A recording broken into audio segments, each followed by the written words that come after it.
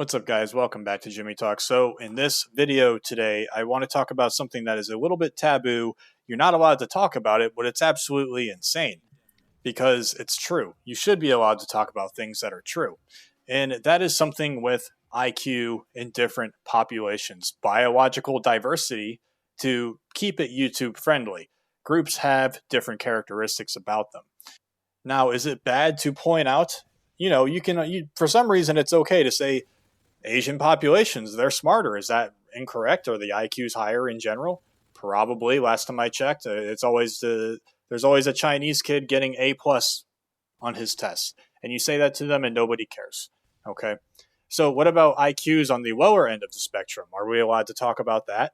No. Science has been completely compromised. It is not about discovering the truth anymore. It's more about enforcing an egalitarian fantasy that has no basis in the real world. They have turned investigations into a mechanism of social control. You are not supposed to look at the data. You can't notice patterns either. You're supposed to look the other way while they dismantle your civilization. And if you ask questions, you're a bigot. That is obviously stupid. Let's look at the taboo subject that nobody ever wants to talk about. That is intelligence. Everybody knows, if they are paying attention, that there are differences between groups. You can see it in how countries function. You can see it in how communities function, like neighborhoods. You can see vastly different outcomes between societies that built the modern world and those that remained in the pre-industrial phase. But science has decided, as a matter of religious dogma, the religion of egalitarianism, that all populations are exactly equal in cognitive potential. They operate on the assumption that if you throw just enough money or infrastructure and equity programs at a population, they will produce the same outcomes as a European demographic. The data points in the opposite direction, but they don't actually care. They care about their theory more.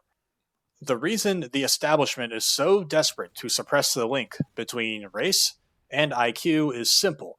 It is because it is, so to say, the smoking gun. Okay, it's the expose that exposes their entire social project of egalitarianism and this mass immigration, which they don't care about like humanities stuff. They just want to make more money paying people slave wages with the H-1Bs and foreigners who will take these incredibly low wages. They have to admit that it's a catastrophe and it was not good for society, but they didn't care and they did it anyways. When you acknowledge that intelligence, though, has a high heritability, sorry, I don't like to edit out my mistakes, but meaning it can come from your genetics. And that mean group averages differ, meaning some groups are, on average, have different IQs. There's an average between different races. In other words, you are not just discussing a math problem in a classroom like it should be. There's nothing wrong with that. That's just how it works. No harm, no foul, right? Well, no, you are discussing the fundamental architecture of civilization, and they don't want you to do that. So let's think about it this way. Complex, high-trust societies like the kind that our ancestors built and what we live in right now in Europe and America, Canada, they require a population that's capable of abstract thought and long-term planning and the suppression of primitive impulses. These are things that are governed, they are controlled. This is where it works in the brain by the prefrontal cortex. The prefrontal cortex is very important. This isn't a matter of opinion. This is actual basic neurology. This is biology. We know that lower average cognitive scores correlate directly with a deficit in these executive functions. Meaning, if your prefrontal cortex is not as developed, you are probably going to have worse off long-term planning. You may not be able to comprehend abstract thoughts as well. You might have low impulse control. Well, when you drop a population of people with a lower mean IQ, scientifically speaking, into a high complexity society like Western countries that demands exactly those higher level functions to operate, you do not simply just get assimilation. You get a permanent underclass that is unable to navigate the rules, unable to navigate economics, unable to navigate social requirements of the system that they've been dropped into. Look at the crime rates that have exploded in Europe. Okay? This is exactly why crime rates don't budge. You have the media and the politicians screaming about root causes. It's poverty. It's the cops. Or it's some sort of like historic systemic thing. Obviously bullshit. Sick and tired of hearing that. But look at the evidence. We have poured trillions of dollars into social programs, into education, and welfare for decades now. If the problem were merely about access to services or socioeconomic status, as they like to say, the gap should have closed by now, don't you think?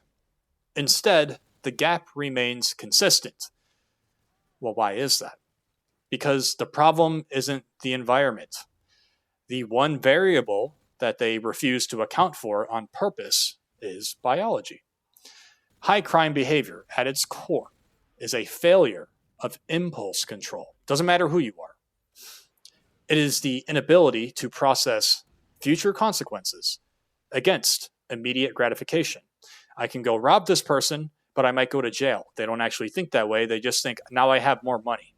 Then they get caught, then they go to jail. Okay? When you have a group that, on average, lacks cognitive understanding required for high order impulse regulation, meaning they're able to just control their impulses, you are going to get high rates of criminality. Okay, it's that simple. It's not that even that these people are evil in a vacuum. It's that they are operating with a different brain architecture that is fundamentally incompatible with the laws and expectations of a Western nation. This is why you see the crime patterns, the same crime patterns in Detroit or Chicago as you do in London or Paris. The location changes, but the group behavior does not. The common denominator is the biology of the population. That is literally just science. I know people are going to get mad like this is taboo. That's just how it is. I'm not even saying anything controversial right now. The leftists and globalists know this, though. They know that if they admit this reality, more so the leftists, or not the leftists, sorry, more so the globalists. The leftists are kind of just like useful idiots. But anyways, they know that if they admit this reality, the morality play, aka egalitarianism, that they have been running for quite some time now, 1950s, 1960s, the post-World War II consensus, the one that blames white people for everything as well, that all falls apart. They cannot admit that crime is a byproduct of demographic reality because their entire power structure is built on the myth that race is just a, air quote, social construct, while they also use your race against you. You know, anyone can function exactly like a European. They're not, you know, you only have to give them equity initiatives. This is the kind of corporate boardroom speak that they use. However, you're bad for being white. It just doesn't, you see how much they contradict each other. These terms contradict each other. They are forcing a demographic mismatch on this country. I'm speaking for America. I know Europe as well, but I'm American. So, you know, then they are using the state to punish the people who actually built the civilization when the inevitable results occur. What does that mean? Well, they call you a racist for noticing that a low IQ group of people behaves in a way that is destructive to the public order, but consider what they are doing. They are essentially gaslighting an entire nation into accepting its own degradation, its own decline, right? They're telling you that your eyes are liars and that data is bigoted. How does that even work? You're going to tell me what I see is wrong? This is my own eyeballs. What are you talking about? How is this data wrong? You know, all while your schools start failing and becoming unsafe and all the illiteracy rates, are going higher. You know, the streets are lawless in some fucking cities. You know, quality of life in this country's gone down. Everything is getting more expensive. The reason this matters, though, is because nations are not just interchangeable units. A nation is a people, and a people is defined by their capacity, their culture, their religion, to create and sustain their inherited culture. That's what they're supposed to do. So when you replace a population that is naturally inclined towards the abstract thought and impulse control that's necessary for a successful republic with a population that lacks those traits, you are not transforming society. You're not transforming it. You are destroying it. The IQ gap is the definitive explanation for why affirmative action, diversity initiatives, and mass immigration have been a total disaster. They will never let you talk about this in the mainstream because it is the one truth that renders their entire agenda indefensible. If you accept the reality of the IQ gap, again, this doesn't even mean that they're all bad. It's just science. It is what it is. Right? Surprised if this even stays up on YouTube, by the way. You understand that, though, quote, diversity is our strength, lie is in fact the greatest existential threat to the survival of the West. It really is. It isn't just a difference of opinion. It is a difference of survival. They know it. That's why they are terrified of you saying it out loud. This is what happens when you substitute reality and science for grievance politics. It's not even just that. It's also for the very malicious planned replacement of certain countries. Kind of got to skirt these guidelines. I don't know. YouTube gets mad at the weirdest things. I don't really understand them. But anyways, science is supposed to be the one place where you get to talk about the world as it actually is, not how you want it to be. But science has been subverted. It's everywhere. You have gatekeepers at every level. People who manage the editing boards for the scientific studies, bureaucrats who decide who gets a grant. They can blackball scientists and say, we're not giving you any future funding. We're not funding this study. We're not giving you any future funding for future studies. It's absolutely insane. For example, we do have these studies that come out and show the sub-Saharan African IQ is around 60 to 80s is what these scientific studies have shown. That's not me saying it. I'm just repeating what these studies found. When these researchers produce studies that actually are the reality of group intelligence, the hammer comes down on them. This is racist. The tests are biased. They'll find ways to adjust the math until it says what they want it to say. It's just, you're burned at the stake if you say anything. But I'm just absolutely sick of it because the truth is the only currency that matters. The truth is that we are being lied to by the very people we pay to teach us, to teach our kids. They don't care about your kids' education. They don't care about the safety of your neighborhood. They don't care about the future of this country.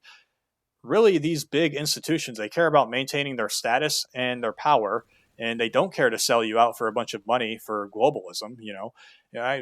Whatever. I'll just destroy everything your ancestors built. Fuck your life. I have a lot of money now. It's absolutely terrible. And this is why these sorts of things are suppressed when it comes to being spoken about. It's because they are terrified of the day when the average normal person refuses to be bullied into silence anymore. Like when you look at their data and you compare it to the real world, you start asking questions. That day is coming. They know it, and that is why they refuse to let people talk about certain things. But thank goodness people don't really listen to legacy media anymore. The big news outlets, a lot of people are actually turning to influencers for their news, content creators, whether, some are good, some are bad, whatever. But at least we're not just listening to whatever the box tells us, the TV box. People are thinking for themselves and they're really waking up to things, So don't let them try to pressure you. It's just, you got to ask hard questions. Do you want to know the truth or do you want to live in a fairy tale? That's why I keep asking questions and that's why I keep noticing. Because the truth is stubborn. It doesn't care what someone else has to say.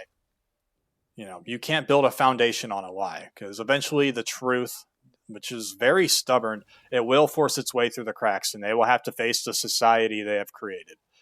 Okay, so, all right, guys, that's all for me today. Go ahead and follow me on Rumble in case YouTube gives me the ban hammer. If you like this video, like and subscribe. Let me know what you think about the video in the comments below.